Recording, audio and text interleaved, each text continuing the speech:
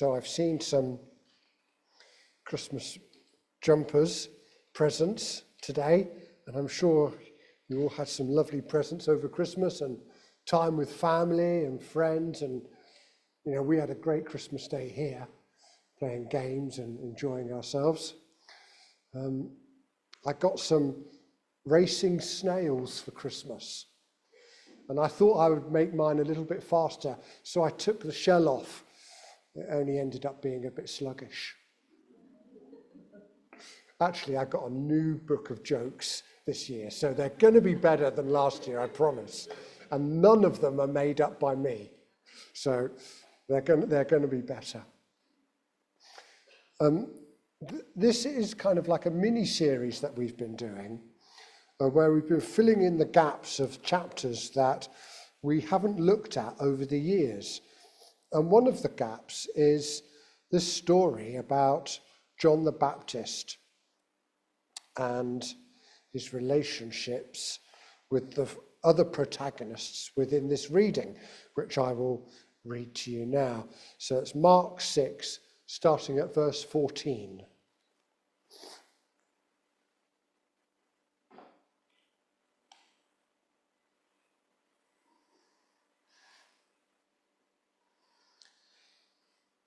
It's entitled John the Baptist Beheaded. King Herod heard about this, for Jesus' name had become well known. Some were saying, John the Baptist has been raised from the dead, and that is why miraculous powers are at work in him. Others said, he is Elijah.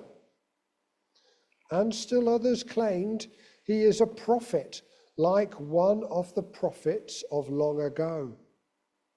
But when Herod heard this, he said, John, whom I beheaded, has been raised from the dead. For Herod himself had given orders to have John arrested, and he had him bound and put in prison. He did this because of Herodias, his brother Philip's wife, whom he had married. For John had been saying to Herod, it is not lawful for you to have your brother's wife. So Herodias nursed a grudge against John and wanted to kill him. But she was not able to, because Herod feared John and protected him, knowing him to be a righteous and holy man. When Herod heard John, he was greatly puzzled, yet he liked to listen to him. Finally, the opportune time came. On his birthday, Herod gave a banquet for his high officials and military commanders and the leading men of Galilee. When the daughter of Herodias came in and danced, she pleased Herod and his dinner guests. The king said to the girl, ask me for anything you want, and I'll give it to you. And he promised her with an oath, whatever you ask, I will give you, up to half my kingdom. She went out and said to her mother, what shall I ask for? The head of John the Baptist, she answered. At once the girl hurried into the king with the request, I want you to give me right now the head of John the Baptist on a platter. The king was greatly distressed, but because of his oaths and his dinner guests, he did not want to refuse her. So he immediately sent an executioner with orders to bring John's head. The man went, beheaded John in the prison, and brought back his head on a platter. He presented it to the girl, and she gave it to her mother. On hearing of this, John's disciples came and took his body and laid it in a tomb.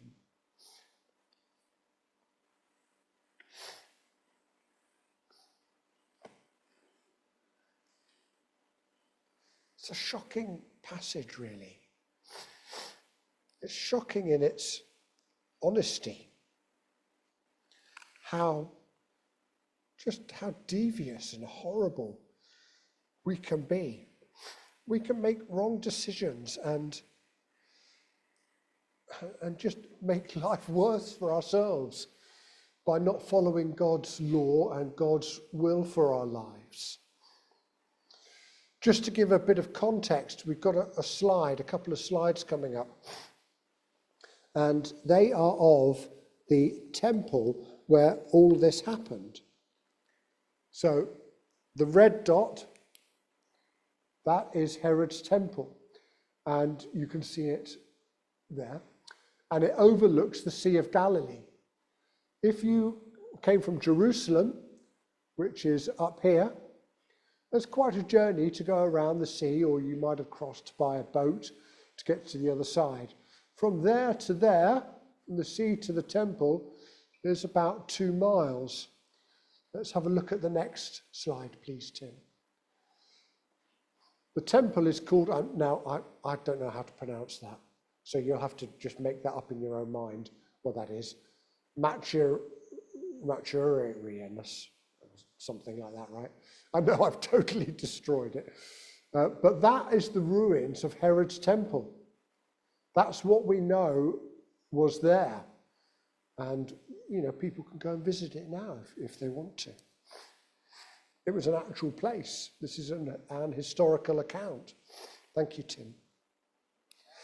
And the protagonists that we've got in this passage is John the Baptist, Herod Antipas, Herodias, his wife, and Salome was Herodias' daughter.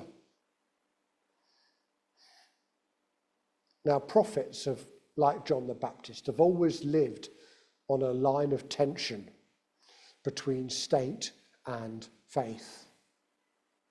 It's always been a tug of war. And there's always been good arguments to say that faith and politics should not mix. They're good arguments. What Jesus said about it was, in front of Pilate, that my kingdom is not of this world. There's a separation between the two. And yet he also says, when asked about paying taxes, render unto Caesar what is Caesar's and unto God what is God's. Implying that we need to obey the law of the land, obey politics, and not just focus on religion. History has shown us that religion can't follow politics. And the Second World War is a great example of that. The churches in Germany capitulated to the politicians and shamefully gave up the truth for fascism. On the other hand, it's not right that politics follow religion. And we can see that throughout the world even today with Sharia law and Islamic State. Neither of those two options are good. There has to be a balance, and it's a very tight balance for a prophet to walk along, like John the Baptist. And very often, prophets don't end up having the smoothest of lives. And it's especially true for John the Baptist. So the story starts in the reading already presuming that John had been beheaded in verse 14 to 16.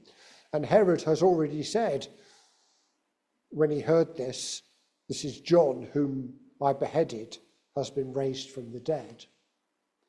So it starts with the conclusion and then unpacks it as it goes along in the story. Herod thinks that John the Baptist has been resurrected. You can just imagine the superstition that was going around. Others thought that Jesus was Elijah. Others thought that he was an Old Testament prophet in the style of long ago. There is so much superstition about who Jesus was. They were a superstitious people. And actually, in that land of Israel, even today, they are very superstitious. New Age is the popular religion of Israel. It's popular in as much as 14% of the population of Israel, even today, go to fortune tellers to try and work out what the future is for them. Bearing in mind that the population of Israel is only 10 million, that's 1.4 million people are going to fortune tellers regularly. 50,000 of the population of Israel today know how to do transcendental meditation. And 45% of the population would consider themselves secular, not religious at all. We have this kind of fluffy fairy tale idea that everyone in Israel is devout and holy, but it's just not the case. They are people like we are people. And as people in this country are superstitious, perhaps even more so in Israel. It's no good going to fortune tellers to work out what your future is going to be. God knows. God loves you. Leave it in his hands. Don't do superstitious things like you see a blackbird and throw a pinch of salt over your shoulder or something ridiculous like that. It's just not worth it. It's futile. You're not putting your focus in the one who loves you. You're putting your focus in superstition. And they were very superstitious in Israel back in those days. Herod, we call him Herod Antipas. He wasn't Herod the Great. Herod the Great was his father. Herod the Great, if you remember, was the one that massacred those children at the birth of Jesus. Well, he died and his children inherited the land. Herod Antipas was one of those sons of his. In fact, he had 9 sons, not including the daughters, but we don't know how many of those he had. But of those 9 sons, 4 of them specifically inherited the land, because the word Antipas means ruler of a quarter. He was Herod Antipas, or known as King Herod. His brother, Philip Antipas, was the one who was married to Herodias. And Philip and Herodias had a daughter who is Salome. So you're getting a picture of the family tree. There is an historian that was employed by the Romans. He was a Jew called Josephus, and he recorded everything that there was to record. And one of his writings tell us that Herod and Herodias were in Rome. They were summoned to an official gathering with other leaders. And whilst in Rome, that's where Herod and Herodias had an affair and presumably fell in love together. This was wrong for them to do that. It was not God's best plan for them. They felt it was, their emotions told them that it was. They loved each other, but it wasn't right in the eyes of God. This is a story, amongst other things, that tells us that we cannot rely on our feelings to do the right thing. Our feelings are not the best of judge for ourselves when we plan a course of action ahead. We need to submit to God's will and God's rule in our life. John the Baptist spoke about this, about the marriage between Herod and Herodias.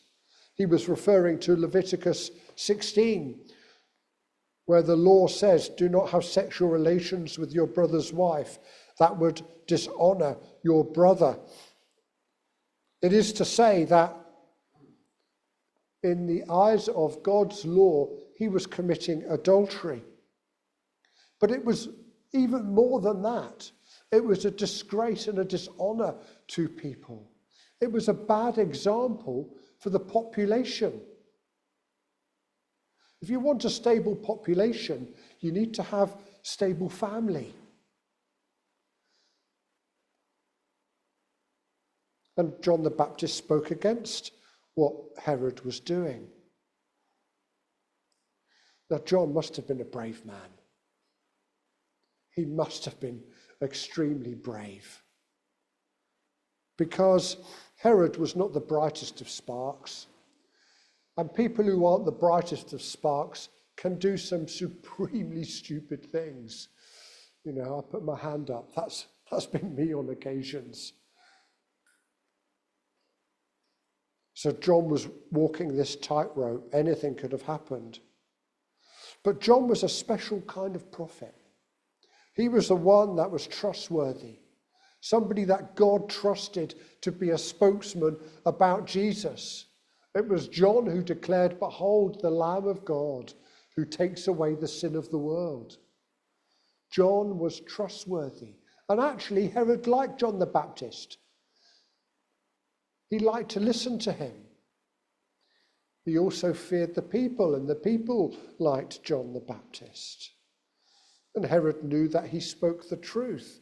And there is hope in that for corrupt nations, or I should say corrupt governments in nations, that the truth of God can touch even the most corrupt politician and change their lives around. We've seen that in this country. But Herodias, she took offense at John's words, and she plotted, and she schemed, and she waited for an opportunity. She didn't forgive. She just let her hatred fester and fester. And then one day the opportunity came. Herod's birthday. All the big wigs were there. All the people that were important in the region of Galilee. There would have been priests and army generals, high-ranking officials, people coming from all around, perhaps even from Jerusalem. She knew that that was going to be her opportunity. So she prepared. She would have been training Salome to dance in a seductive way. She planned to get her revenge on John the Baptist. And indeed, she was even so desperate that she planned to send her own daughter to act like a prostitute before the guests and Herod. And as Salome danced, the audience were captivated. Herod sees their eyes glistening, and so he doubles down, boasting, prideful, a politician full of foolishness. He was a fool. And without really realizing it, he gave his password away to the scammer Salome. And then she passes it on to Herodias, who takes more than half of Herod's kingdom. She takes his relationship with God away. You know that later on, Jesus is presented to Herod Antipas. And Herod Antipas questions him. What does Jesus say? Nothing. He hasn't got one word for Herod. Nothing whatsoever. The relationship was broken between God and Herod. When we choose to nurse grudges and not forgive, then the door of tragedy opens even wider.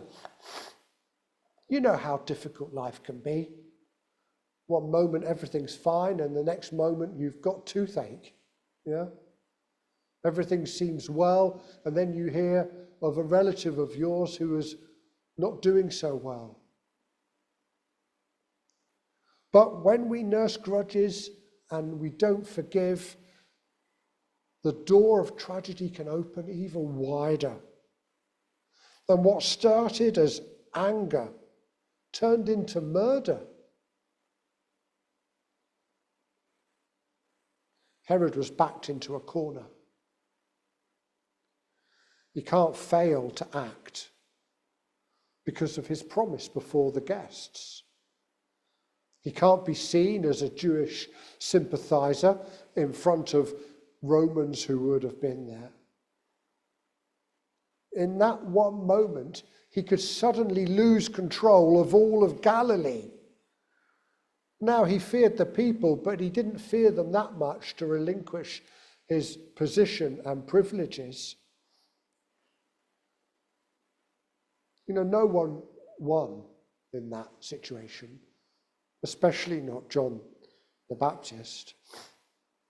Herod, from then on, had a guilty conscience. Herodias, well, her trust between John and her daughter was eroded.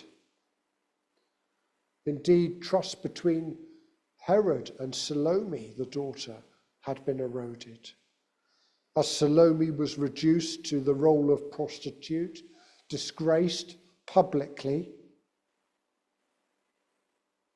Josephus, again, the independent historical writer, and we've still got his writings, said that Herodias and Herod later on were summoned to Rome before Caligula.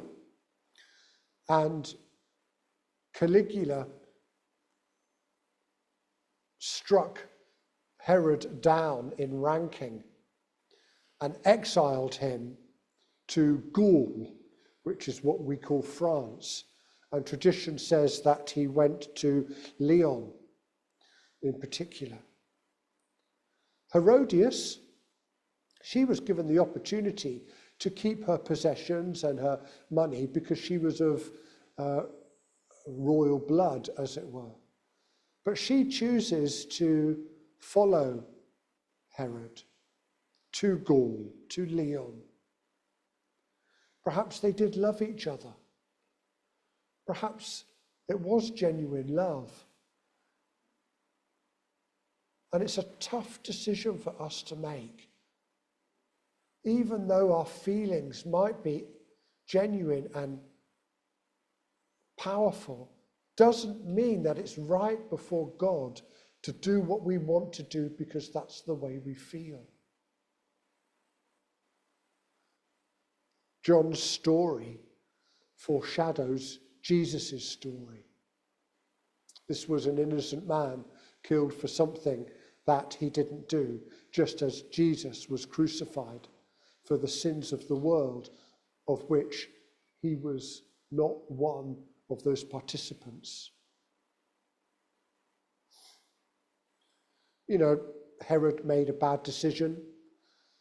Herodias made a bad decision. We all make bad decisions. We can't put ourselves on pedestals thinking, oh, well, that was them, I'm nothing like them, because we are. You know, we get driven by our feelings and our emotions. We make decisions based on how things feel. Sometimes people base decisions on superstition. They saw 4 geese flying overhead, and suddenly it must be a sign from God. Superstition. If we stick to God's law, we stick in the right path. Even though it doesn't feel right sometimes, we have to trust that God knows what is best for us. So let's discuss around the tables. Sometimes that you might have made a foolish promise, just like Herod did, to impress others. Have you ever regretted a promise that you've made? I'll leave you to discuss that for a few minutes, and then we'll get back together.